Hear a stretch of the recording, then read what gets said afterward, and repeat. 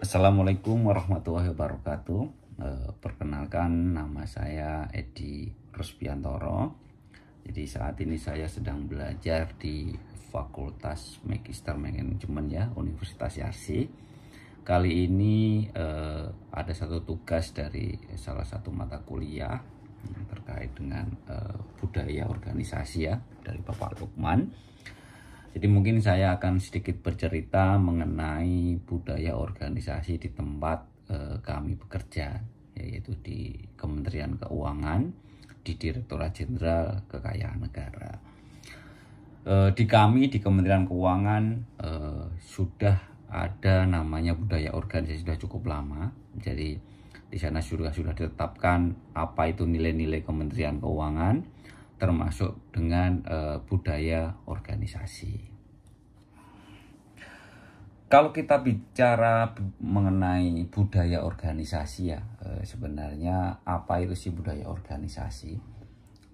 Budaya organisasi ini kalau kita ilustrasikan adalah seperti kumpulan norma-norma ya dan nilai-nilai gitu kan, perilaku, pandangan, atau bagaimana cara berkembangnya suatu organisasi, di mana budaya organisasi ini dapat mempengaruhi beberapa aspek atau banyak aspek, baik terkait dengan pekerjaan, baik terkait dengan komunikasi, kolaborasi, maupun dari sisi inovasi di dalam satu organisasi tersebut. Sebelum saya jelaskan sedikit mengenai budaya organisasi di Kementerian Keuangan ya, serta dampaknya bagi organisasi, mungkin saya ingin sedikit bercerita mengenai nilai-nilai yang ada di Kementerian Keuangan, karena ini memang tidak lepas dari antara nilai-nilai yang ada di Kementerian Keuangan dengan budaya organisasi yang sudah ditetapkan oleh unit organisasi. Di Kementerian Keuangan terdapat 5 nilai-nilai ya Kementerian Keuangan yang itu bukan sekedar harus dilakukan ya. Jadi bukan sekedar harus diketahui, tapi wajib dilakukan oleh semua organisasi, bahkan orang yang ada dalam organisasi tersebut. Apa saja itu nilai-nilai Kementerian Keuangan yang ada saat ini? Yang pertama adalah integritas. Integritas ini menjadi nilai yang pertama karena memang ini cukup kalau dibilang cukup vital di dalam bagaimana kita memegang teguh berpikir dan berperilaku dengan kode-kode etik yang ada di dalam organisasi tersebut. Kemudian yang kedua adalah profesionalisme. Ini juga menjadi bagian nilai yang cukup penting di dalam organisasi di Kementerian Keuangan. Bagaimana kita bekerja dengan bisa tuntas, dengan kompetensi yang terbaik supaya mendapatkan satu nilai profesionalisme dalam melayani kebutuhan daripada pengguna jasa ataupun stakeholder. Untuk nilai yang ketiga yaitu sinergi. Sinergi itu dimana bisa memastikan ya hubungan yang baik atau sinergisitas baik di sisi internal maupun kepada stakeholder atau pengguna, sehingga menghasilkan karya yang bermanfaat dan tentu saja berkualitas. Yang selanjutnya adalah mengenai pelayanan, yaitu bagaimana memberikan pelayanan ya kepada pemangku kepentingan, dalam hal ini stakeholder, dengan sepenuh hati, dengan transparan ya, di mana terkait dengan pelayanan ini juga menjadi bagian daripada IKU utama ya di dalam organisasi di Kementerian Keuangan, di mana IKU ini ada penghitungan terkait dengan kualitas layanan yang diberikan dari organisasi kepada pengguna jasa. Itu bisa melalui kuesioner dan lain sebagainya. Kemudian adalah kesempurnaan, ini yang terakhir, di mana dengan nilai kesempurnaan ini organisasi khususnya di Kementerian Keuangan ya ini selalu berupaya menjadi lebih baik, itu kan. Jadi dilakukan improvement, perbaikan di segala bidang, baik sisi pelayanan, di sisi SDM, kemudian di sisi proses bisnis dan lain sebagainya. Kembali ke budaya organisasi, bahwa di Kementerian Keuangan ini saat ini memang sudah ada 5 budaya organisasi ya yang ditetapkan oleh Menteri Keuangan dalam satu keputusan Menteri Keuangan sekitar tahun 2013. Jadi ada 5, dan ini terus kita sosialisasikan ya. Mungkin kalau sampai saat ini sudah benar-benar menjadi bagian habit ya, menjadi budaya dari organisasi di Kementerian Keuangan. Yang pertama adalah satu informasi setiap hari.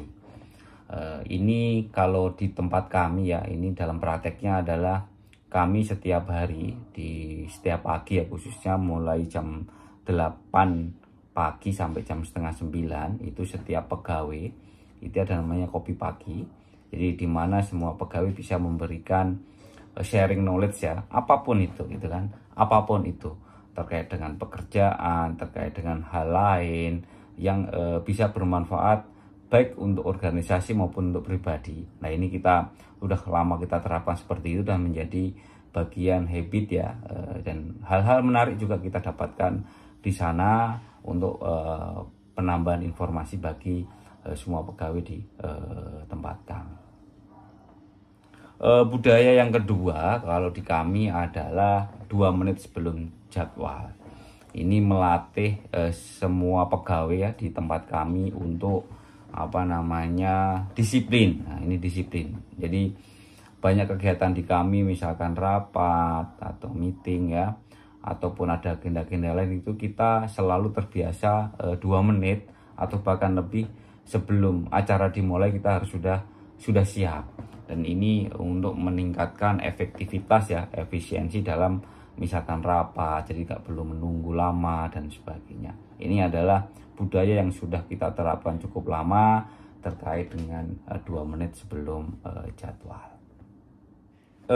Budaya yang ketiga adalah 3 salam setiap hari. Jadi khususnya di area pelayanan ya, area pelayanan. Jadi di Kementerian Keuangan di semua unit eselon 1 itu ada namanya unit untuk pelayanan kepada stakeholder. Itu kita mempunyai budaya 3 salam. Jadi tujuannya adalah bagaimana kita santun, kita ramah kepada pengguna jasa di tempat kami. Misalkan dengan selamat pagi, selamat siang, maupun dengan ucapan selamat sore. Ini adalah budaya dari 3 salam setiap hari. Budaya yang keempat adalah plan, do, check, and action. Nah, ini sebagai pembelajaran ya, atau budaya untuk menerapkan etos kerja dan manajemen organisasi yang baik. Ini membuat perencanaan dulu, bagaimana melaksanakannya, bagaimana mengecek dan monitoring. Ini juga sudah kita terapkan di seluruh unit di seluruh Kementerian Keuangan. Kemudian yang terakhir adalah budaya ringkas, rapi, resik, rawat, dan rajin, atau kita singkat 5R. Ini menumbuhkan kepedulian ya kepada semua pegawai untuk mempunyai sikap dan budaya yang tadi ya, yang bersih, ringkas, rapi, rawat, dan rajin. Demikian sekilas terkait dengan budaya organisasi yang ada di Kementerian Keuangan. Jadi fungsi dari adanya budaya organisasi ini sangat penting bagi kesuksesan suatu organisasi ya, di mana bisa memberikan identitas, menciptakan kesatuan, memfasilitasi komunikasi, menjadi dukungan, dan tentu saja ini menjadi trigger atau menjadi support terkait dengan pencapaian dari organisasi itu. Demikian singkat dari kami. Mohon maaf apabila ada yang kurang. Terima kasih. Wassalamualaikum warahmatullahi wabarakatuh.